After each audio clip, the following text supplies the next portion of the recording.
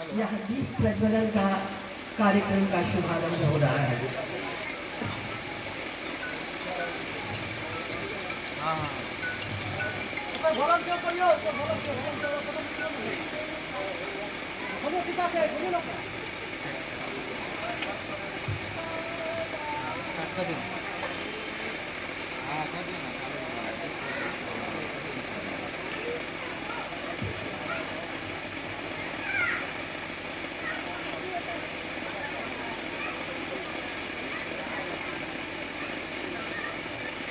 कुंचन राज्य मीना जी का आग्रह है कि आप सभी मिलकर दीप का प्रज्वलन करें और हम सब हर हर महादेव का जय घोष करें।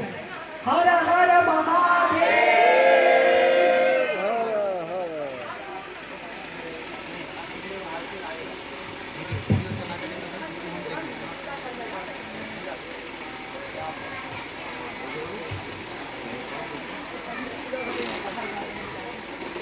इस कार्यक्रम के सजावट में एक विशेषता है, ये युवा शक्ति एहन युवा शक्ति आगू आयल है कि एहि कार्यक्रम में लगभग हमरा निश्चिंत कऽ कऽ रखलन है।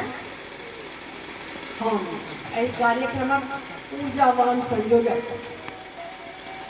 श्री